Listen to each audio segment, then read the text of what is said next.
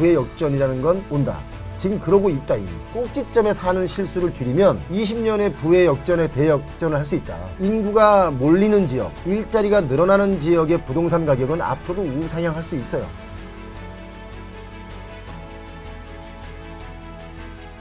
이렇게 부동산 업황이 좋지 않음에도 이 몇몇 부동산 건물들이 또 가격이 오르고 있잖아요. 저는 이런 애들은 또 왜 오르는지, 그리고 이 중에서도 우리가 좀 주목해 볼 만한 것도 있는지 이것도 좀 궁금하거든요. 어느 한 부동산이 좋아서 그 부동산이 값이 뛸 수는 있어요. 그 지역의 호재나 그 아파트의 특성상. 그런데 그게 하나가 모든 시장을 그렇다 저렇다 라고 할 수는 없다. 그리고 요즘은 양극화가 아주 뚜렷해졌습니다. 그러니까 돈이 있는 분들은 돈이 있고 또 돈이 없는 분들은 정말 돈이 또 없고 이렇게 양극화가 되어 있기 때문에 이걸 어느 한쪽 선에서만 바라보면 데이터의 오해를 불러일으킬 수 있어요. 평균적으로 본다면 저는 그 한 가지 움직이는 아파트 하나를 가지고 전체를 평가하지 마라. 그리고 저희가 조사를 미리 해서 방송에 여러 번 했는데 아파트 가격이 고가로 이렇게 막 찍을 때요. 점점 최고가를 경신하고 할 때도 허위 거래가 많았습니다. 그게 뭐냐면 그건 조작이에요. 그건 범죄입니다. 주식도 그렇게 부당 거래를 하면 그거 제재를 받지 않습니까? 근데 부동산에는 그런 허위 거래를 했고 나중에 취소를 해도 뭐 3천만 원 벌금을 낸다든지 아니면 뭐 그렇게 진짜 거래를 하려다가 안 했다라고 이렇게 뭐가 증빙하기가 어려운 것들이 좀 있기 때문에 그런 허위 거래들을 통해서 또 그런 어플들이나 부동산 실거래가 시스템이 공개가 되다 보니까 가만히 있는 멀쩡한 아파트가 뭐 5억짜리가 갑자기 8억에 거래되고 9억에 거래되고 거래됐다가 나도 9억에 누가 샀는데 알고 보니까 이건 취소가 되고 그럼 얘는 끌어올렸잖아요. 그렇게 장난친 세력들이 반드시 있다. 경기 어느 지역에서는 50%가 넘는 것도 있습니다. 그 최고가 거래 중에. 그럼 뭡니까? 장난친 거잖아요. 저는 그런 거 자체가 사회적으로 너무 개인적인 욕심만 부리는 게 아닌가. 저는 요즘에 제가 존경하는 분이 누구냐 물으면 주택이나 빌딩도 갖고 있는 분들이 부동산 가격이 내려가야 된다라고 말씀하시는 분들을 보면 존경스러워요. 왜냐하면 그분들은 개인의 욕심도 물론 있겠지만 자기가 볼 때 미래 세대를 생각하면 지금 부동산 가격이 너무 비싸다는 거예요. 제가 여쭤봤죠. 부동산 가격이 내려가면 우리 선생님의 자산도 좀 하락하는데 괜찮습니까? 그랬더니 자기 자산이 얼마 하락하는 것은 두 번째 문제라는 거지. 첫 번째 문제는 우리 다음 세대가 집을 못 사고 결혼을 안 하는 판에 무슨 미래가 있냐 이거예요. 그럼 자기가 가진 자산이 무슨 의미가 있냐 이거지. 저는 그렇게 말씀하시는 분 보고 깜짝 놀랐습니다. 아, 이런 분들이 계시구나. 그렇게 말씀하시는 분들 보면 존경스러워요. 지금 뭐 강남 집값이 비싸다고 하지 않습니까? 강남에 가서 살아보면요. 어르신들이 많아요. 젊은 사람들이 거기 못 들어가죠. 돈이 있습니까? 네, 가고 싶어도 못 가고. 가고 싶어도 못 가니까 전부 다 거의 아파트 단지들, 오래된 아파트 단지들 보면 집값이 다들 몇십억씩 하지 않습니까? 네. 다 실버타운이에요. 심지어 어떤 동은 요양원처럼 진짜 연세 많으신 어르신들만 사시는 경우도 있어요. 그렇게 따지면 앞으로 서울의 주요 지역들 보면 대다수가 실버타운이 될 가능성이 높죠.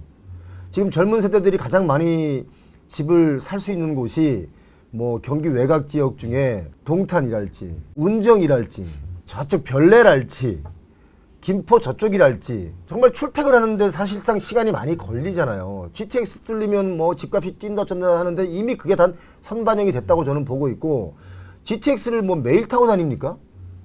출퇴근하는데 시간이 얼마나 걸리겠습니까? 청년들 세대가 너무 고루하게 된 거예요. 힘이 드는 거예요.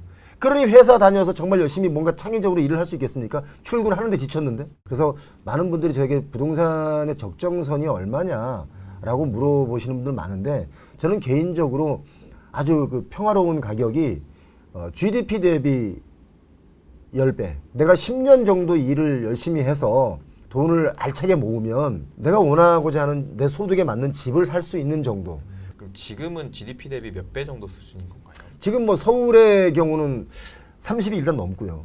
강남의 경우는 어떤 조사에서는 48이라고 그러고 어떤 조사에서는 42라고 그러고 뭐 정확한 데이터라고 말할 수는 없겠지만 낮게 봐서 42라고 가정하면 내가 42년 동안 저축을 해야 살 수 있는 금액입니다. 자, 42년 동안 저축하는데 본인 월급을 42년 동안 한 푼도 안 쓰고 저축할 수 있어요? 뭐 불가능하죠. 불가능하잖아요. 나도 먹고 살아면서 저축이라는 걸 해야 될 거 아니겠습니까? 근데 물가는 올라갔죠. 그러니까 저축의 양을 그냥 50%만 저축한다고 하면 84년이 됩니다. 죽겠는데요. 84년을 모아야 강남 아파트 하나를 산다 이거예요. 이게 말이 되냐 이거예요 저는. 기본적으로 집값은 너무 고가다. 그리고 미친 집값이었다가 조금 떨어졌거든요. 지금 바닥을 얘기하기에는 여러 가지 경제 지표가 좀 어렵다. 그리고 우리가 경제 성장률이라는 게 지금 아시지 않습니까? 2%대. 네. 근데 이게 정말 우리가 집값이 또 뛰려면요. 경제 성장률이 올라가야 돼요. 지난 20년 동안 정말 부동산은 끊임없이 상승했고 물론 지난 12년, 2012년 뭐 이럴 때 좀 많이 하락했던 때도 있어요. 어차피 부동산은 집약적이에요. 그래서 인구가 몰리는 지역, 일자리가 늘어나는 지역의 부동산 가격은 앞으로도 우상향할 수 있어요. 그러나 그 역시 그래프가 이렇게 있다는 거죠. 그래서 꼭지점에 사는 실수를 줄이면 20년의 부의 역전에 대역전을 할 수 있다. 오히려 지금 생각해 보세요. 제가 재작년에 여러 번 말렸거든요. 말린 분 중에 어떤 분은 산 분이 있고 어떤 분은 안 사서 지금 굉장히 좋아하는 분들이 있는데 예를 들어 드릴게요. 잠실의 리센츠, 헬리오시티 이런 아파트들을 너무나 선호하는 거예요. 대단지고 살기 좋고 입지 좋으니까. 네. 그런데 21년 최고가에 살려고 막 대출을 막 땡겨 살려고 막 준비를 하는 거예요. 사지 마라. 분명히 하락한다. 그랬더니 산 분이 있고 제 말을 안 믿고 그 말을 가만히 듣고 있다가 너무 올라가니까 무서워서 사고는 싶지만 안 산 분이 있단 말이에요. 못 산 분이 있단 말이에요. 그런데 1년 반 사이에 그 아파트가 실거래가로 한 8억 정도 차이가 나요. 자, 그러면 21년에 집을 사신 분, 저는 안 산 분, 그러면 1년 반 만에 8억을 벌 수 있습니까? 없습니까? 8억 차이 나는 금액을 가지고 똑같은 부동산을 가졌단 말이잖아요. 그럼 어떻게 돼요? 이 사람은 8억을 만약에 대출 받았어. 8억에 대한 이자를 계속 내야 되는 사람이고 저는 만약에 그렇지 않고 8억 대출 안 받고 지금 현금 주고 샀다고 쳐요. 똑같은 돈을 갖고 있다고 치니까 그러면 누가 더 부자가 될 가능성이 높습니까? 안 사고 기다렸다. 안 사고 기다렸던 분. 뭐 안 사고 기다렸다는 것은 마치 현자처럼 느껴지니까 그런 말 안 하고 그냥 못 사고 기다리셨던 분들이라고 표현하죠. 네. 재밌게. 못 사고 기다리셨던 분들이 오히려 부자가 될 가능성이 있고 심리적으로는 2배, 3배 부자예요. 왜? 금리에 쫓기잖아요. 삶이 핍박해진다는 거예요. 그러다 보니까 부의 역전이라는 건 온다. 지금 그러고 있다 이미. 특히 전 제일 마음 아픈 것 중에 하나가 청년 세대들이 B2하고 영끌했단 말이에요. 너무 그렇게 부동산을 뻥튀기한 사회적 분위기 이런 것들에 편승된 것이 좀 아쉬웠다 생각이 듭니다. 마지막으로 좀 궁금한 게 예.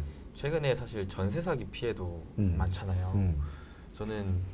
저도 집을 전세로 사는 입장에서 이 전세 사기를 어떻게 하면 대비하고 좀 방지할 수 있을까 이 부분 좀 궁금하거든요. 제가 요즘에 그거를 보고 사실은 잠을 못 잤어요. 열이 받아서. 왜냐하면 전세 사기를 칠 때는요 계획적이지 않으면 못 칩니다.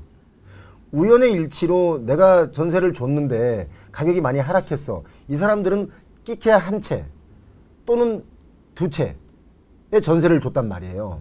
그런데 수십 채를 사서 갭 투자라는 명목하에 샀는데 혹시 이 사람이 나갈 때 내가 빼줄 수 없는 정도의 능력으로 그렇게 샀다는 것은 이미 계획된 범죄라는 거예요. 그리고 특히 전세 사기를 당하신 분들을 보면 정말 열심히 사는 중산층이란 말이죠. 그분들 눈물 나게 해가지고는 절대 부자 될 수 없어요. 그분들 눈물 나게 하면 나머지 인생 깜빵 속에서 살아야 돼요. 그런데 과감하게 그렇게 수백 채, 수천 채를 사가지고 장난친 사람들이 있을 때 열받았어요. 그래서 저는 전세 사기를 안 당하려면 기본적으로 전세가율이 60%를 넘으면 안 된다. 지금 뭐 전세가율이 어떤 지역은 50% 미만으로 내려온 적도 있거든요. 그럼 다 깡통 전세거든요. 그렇게 따져도. 그런데 특히 빌라나 신축 빌라의 경우는 가격이 제대로 공개가 안 되고 형성이 얼마인지를 파악하기가 어렵다 보니까 예를 들어 옆에 있는 빌라는 똑같은 빌라인데 얘는 20년 됐는데 얘는 2억이야. 여기 새로 지은 빌라는 새로운 지어서 빌라 값이 5억이래. 전세를 4억 8천에 준대. 집이 새 거니까 여기서 살고 싶죠. 당연히. 그런데 나중에 이게 보니까 아니야. 3억에 내놔도 안 팔려. 뭐예요? 전세 사기죠. 네. 그래서 처음에 지을 때부터 또 왜 그 사람들이 그러냐, 새로 지은 빌라나 다가구의 경우는 그런 게 있어요. 땅을 너무 고가로 샀어요, 자기들끼리. 왜냐하면 집이 너무 잘 팔리니까 개발하시는 분들이 서로 경쟁적으로 고가를 불러요. 서로 경쟁적으로 땅을 확보한 사람이 승자가 되니까 지금은 승자의 저주가 됐고 승자의 눈물이 나는 시기가 된 거죠. 그래서 전세 피해를 줄이려면 기초적으로 그 지역의 시세를 정확하게 파악할 줄 알아야 된다. 그리고 지금 나오는 시세에 대한 평가, 감정평가도요. 제가 볼 때는 감정평가 자체가 높게 책정이 돼 있어요. 아마 내년 정도, 후년 정도 되면 감정평가하면 집값이 아마 많이 하락했을 거예요. 근데 그 가격에서 좀 다운돼서 만약에 집을 산다면 상승기 때는 많은 이익을 볼 수도 있겠죠. 그런데 고가일 때 감정평가하면 요즘에 그 경매가 유찰률이 되게 높잖아요. 2번, 3번, 4번, 5번 유찰되는 경우도 심지어 있는데 그렇게 유찰되는 이유는 법원에서 그 물건이 법원으로 잡혀올 때는 감정평가라는 거 하는 시간이 있잖아요. 네. 이미 고가일 때 감정평가를 했기 때문에 그 시간이 지났어요. 몇 개월이. 몇 개월이 지났으니까 그 감정평가는 고가인 거예요. 그러니까 당연히 유찰되죠. 부동산으로 다들 이렇게 행복했으면 좋겠습니다. 부동산 때문에 눈물을 흘리는 분들이 없었으면 좋겠다라는 생각으로 책까지 제가 냈는데요. 여러분 제 책을 꼭 안 사서 보시더라도 기왕이면 책을 사서 보시면 여러분들이 부동산에 대한 리스크를 조금 줄일 수 있다. 꼭 나는 뭐 부자가 될 거야라가 아니어도 실수만 줄여도 엄청난 이익이 되거든요. 그리고 표영호 TV 진정성 있게 방송하고 있으니까요. 많은 분들 찾아오셔서 구독, 좋아요, 알림 설정 요거 해주시면 고맙겠습니다. 오늘 초대해 주신 우리 부자TV 고맙습니다. 네, 그럼 오늘은 이렇게 표영호 대표님 모시고 다양한 부동산 관련 인사이트 들어봤습니다. 대표님 진심으로 또 나와주셔서 감사드리고요. 네, 함께 그럼 인사드리겠습니다. 여러분 행복 되세요.